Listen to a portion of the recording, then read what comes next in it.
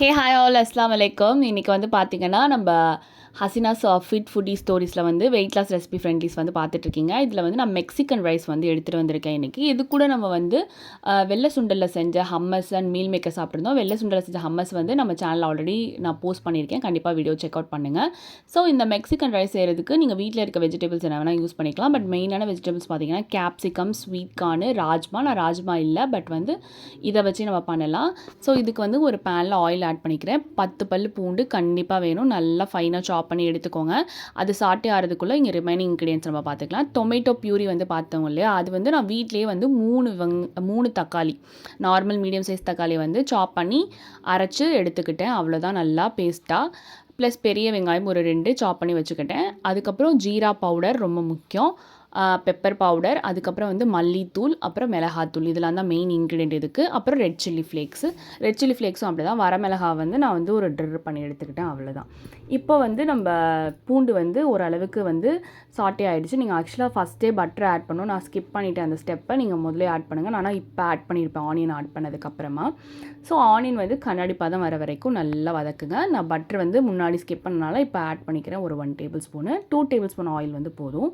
நல்லா சாட்டே பண்ணிக்கிறோம். இது நாங்கள் வந்து 4 மெம்பர்ஸ்க்கான ரேஷியோவில் வந்து நான் பண்ணியிருக்கேன். 4 அடல்ட்ஸுக்கு. நீங்கள் வந்து கிட்ஸுக்கு செய்கிறீங்கன்னா கம்மி அளவுலேயே செஞ்சுக்கலாம்.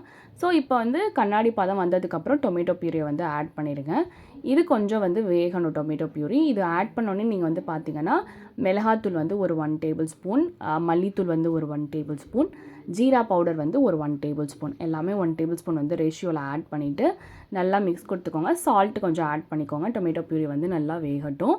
அது நல்லா வேகணும். அது கொஞ்சம் நல்லா வந்து கொதிச்சு வர வரைக்கும் நம்ம வந்து நல்லா அதை வந்து சாட்டே பண்ணணும்.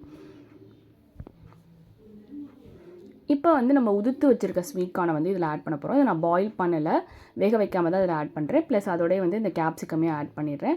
நம்மளுக்கு ஸ்வீட் கார்ன் வந்து பார்த்திங்கன்னா 2 மினிட்ஸில் வந்து வேகிடும். நீங்கள் ராஜ்மா ஆட் பண்ணுறதா இருந்தால் ஃபஸ்ட் டேவே வந்து ஓவர் நைட் சோக் பண்ணிவிட்டு அதை பாயில் பண்ணி ஒரு 8 விசில் விட்டுட்டு ஆட் பண்ணணும். இப்போ இது கூட வந்து நான் pepper powder and chilli flakes powder வந்து ஆட் பண்ணிக்கிட்டேன். ஒவ்வொரு டேபிள் ஸ்பூன் தான் ஆட் பண்ணேன். நல்லா மிக்ஸ் பண்ணிக்கோங்க. மிக்ஸ் பண்ணிவிட்டு இப்போ நீங்கள் ராஜ்மா வந்து பாயில் பண்ண வாட்டர் வச்சுருந்தீங்கன்னா அந்த வாட்டரே இந்த ஸ்டேஜில் ஆட் பண்ணிவிட்டு ஸ்வீட் கார்ன் வேகினோடனே ராஜ்மாவையும் நீங்கள் ஆட் பண்ணிக்கலாம். நான் வந்து ராஜ்மா ஆட் பண்ணதுனால நார்மல் வாட்டர் வந்து ஆட் பண்ணிக்கிறேன். ஸ்வீட் கார்ன் வேகிற அளவுக்கு வாட்டர் வந்து ஆட் பண்ணிவிட்டு லிட்டை க்ளோஸ் பண்ணி ஒரு 2 to 5 மினிட்ஸில் வந்து பார்த்திங்கன்னா நம்மளுக்கு ஸ்வீட் கார்ன் வெந்துடும். அது வேகிற வரைக்கும் நம்ம கொஞ்சம் வெயிட் பண்ணலாம். ஸோ இந்த மாதிரி இன்ட்ரெஸ்டிங்கான ரெசிபிஸ் வேணுன்னா கண்டிப்பாக ஹசினாஸ் ஃபிட் ஃபுட்டி ஸ்டோரிஸை வந்து சப்ஸ்கிரைப் பண்ணிக்கோங்க. உங்கள் ஃப்ரெண்ட்ஸ் அண்ட் ஃபேமிலிக்கு ஷேர் பண்ணுங்கள். இப்போ வந்து பாயில் பண்ண ரைஸு, இதை வந்து பார்த்திங்கன்னா நான் ஃப்ரைட் ரைஸ்க்காக எப்படி நம்ம வடிப்போமோ அது மாதிரி தான் பண்ணியிருக்கேன். நான் பாஸ்மதி ரைஸில் ட்ரை பண்ணல, நார்மலாக வீட்டில் சமைக்கிற ரைஸில் தான் ட்ரை பண்ணியிருக்கேன். பாஸ்மதி ரைஸ்லேயும் நீங்கள் வந்து ட்ரை பண்ணலாம். ஸோ வந்து வடித்த அரிசியை வந்து ஆட் பண்ணிவிட்டு ரைஸை ஆட் பண்ணிவிட்டு நல்லா ஒரு மிக்ஸ் கொடுத்துக்கோங்க. அவ்வளோதான். இப்போ லாஸ்ட்டாக ஃபைனலாக கோரியாண்டர் லீவ்ஸ் போட்டு இறக்குனீங்கன்னா சுட சுட நம்ம மெக்சிகன் ரைஸ் வந்து ரெடி ஆயிரும். ஸோ இதை வந்து நீங்கள் லஞ்சு கூட பேக் பண்ணி கொடுக்கலாம். இது வந்து ஆறுனதுக்கப்புறமே ரொம்ப டேஸ்டியாக தான் இருக்கும். திருப்பி சூடு பண்ண தேவையில்லை. ரொம்ப டேஸ்டியாக இருந்தது. நீங்களும் ட்ரை பண்ணி பாருங்கள். பாய் பாய்.